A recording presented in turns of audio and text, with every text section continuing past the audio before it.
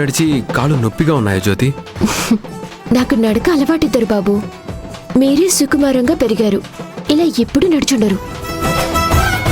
మీరు ఇబ్బంది పడుతున్నారని నా బాధ. నీ మీద నమ్మకం ఉంది, అమ్మవారి మీద నమ్మకం ఉంది. ఈ రెండు నాకు ఎలాంటి ఇబ్బందిని కలిగించవు. పద.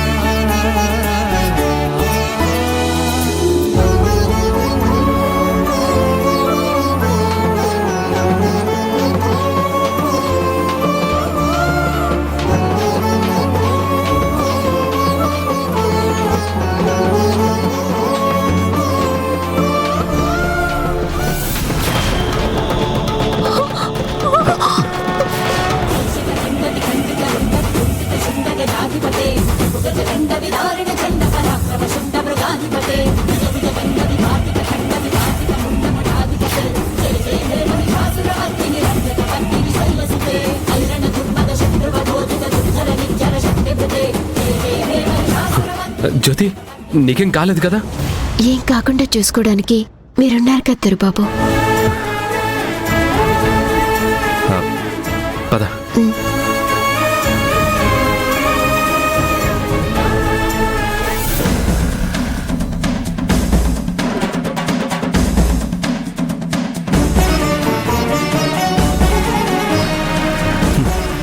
ఒక మంచి పని చేస్తే మనసింత ప్రశాంతంగా ఉంటుందని ఈరోజే తెలిసింది.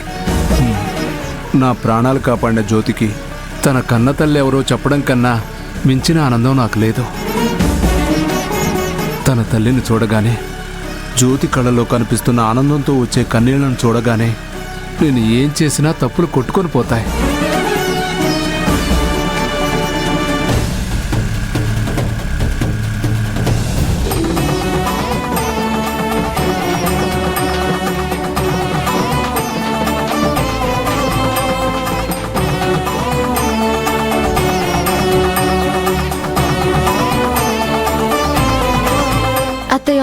రాజీవ్ వాళ్ళు ఇంకా రాలేదేంటి? నీకెంత తెలుసో నాకు అంతే తెలుసు. నీతో పాటు నేను ఇక్కడే ఉన్నాను కదా.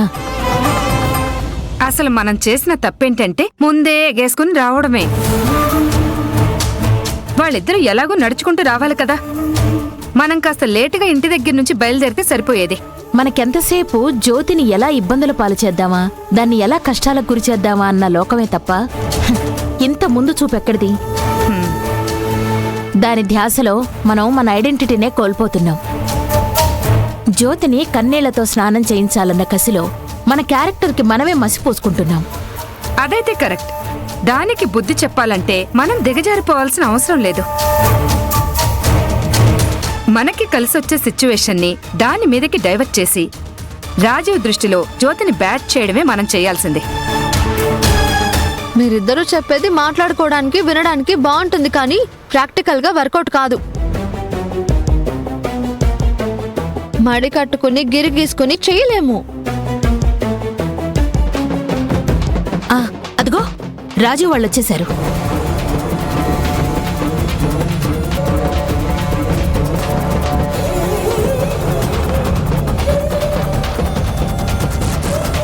రాజీవ్ తన పక్కన నడుస్తున్నందుకు, నువ్వెత్తాల్సిన బోనం అదెత్తినందుకు జ్యోతి మొహం చూడు, సంతోషంతో ఎలా వెలిగిపోతుందో.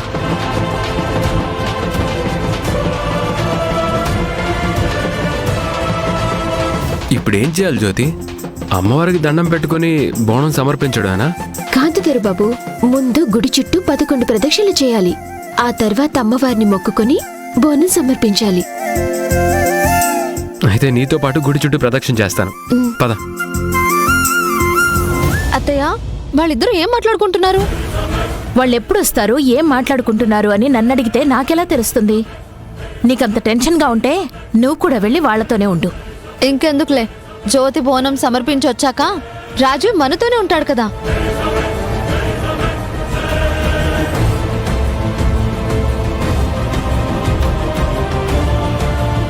అమ్మా, మేమిద్దరం ప్రదక్షిణ చేసి వచ్చి బోనం సమర్పిస్తాం. దాంతో పాటు నువ్వెందుకు ప్రదక్షిణలు చేయడం ఏం అవసరం లేదు. నువ్విక్కడ మాతో పాటే ఉండు. జ్యోతి ప్రదక్షిణలు చేస్తుంది. అసలు ఏంటి శ్రావ్య నీ ప్రాబ్లం? నేను ఎన్నిసార్లు తిట్టినా మారవా నువ్వు? నేను మా అమ్మతో మాట్లాడుతున్నాను, మధ్యలో నువ్వెందుకు సమాధానం చెప్తున్నావు? అయినా ఆర్డర్స్ వేస్తున్నావేంటి? లిమిట్స్ క్రాస్ చేస్తే బాగుండదు చెప్తున్నా. శ్రావ్య ఆర్డర్స్ వేయటం లేదు రాజీవ్. నీ మీదున్న ప్రేమ వల్ల తను అలా మాట్లాడుతుంది. అదే వద్దని చెప్తున్నాను. చూడు శ్రావ్య, కనీసం గుళ్ళోనైనా నోటుకొచ్చింది వాక్కుండా నువ్వు ప్రశాంతంగా ఉండు, మమ్మల్ని ప్రశాంతంగా ఉండనివ్వు.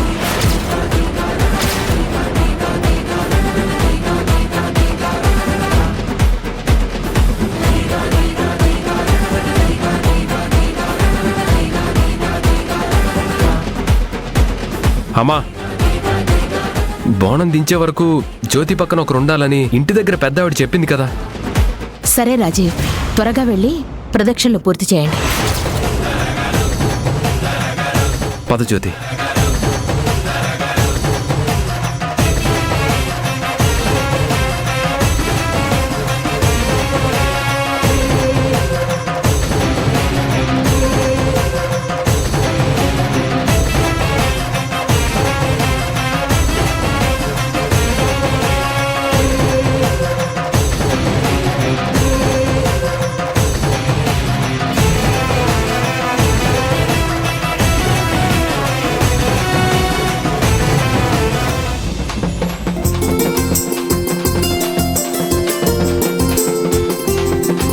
పోచమ్మ తల్లి, నాకు బోనాలెత్తే వరమిచ్చావు.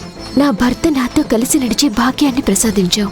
నీ బోనం కోసం నడక మొదలుపెట్టిన నేను ఇంకా ఆగకుండా ఒకరి చేయి ఒకరం పట్టుకుని కలిసి జీవిత ప్రయాణం చేయాలి. ఎలాంటి శక్తులు మమ్మల్ని విడతీయకుండా, మా ఇద్దరికీ ఎలాంటి దిష్టి తగలకుండా నువ్వే చూడాలి. అంతేకాదమ్మా, ఈరోజు నా కన్న తల్లి కూడా ఎలా ఉంటుందో చూడబోతున్నాను. నాకు చాలా సంతోషంగా ఉందమ్మా.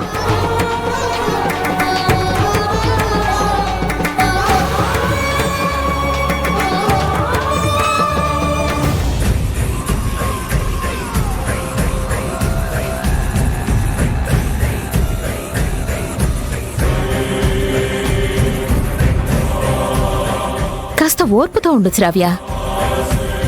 అయినా రాజీవ్ని ఎదిరించి మాట్లాడడం, కమాండ్ చేయడం మానుకోకపోతే వాడు నీకెప్పటికీ దగ్గర కాడు అని నీకు ఆల్రెడీ చెప్పాను. కానీ నువ్వేమో జ్యోతి మీద ఉండే ఉక్రోషంతో రాజీవ్ మీద మాట అదుపు తప్పుతున్నావు.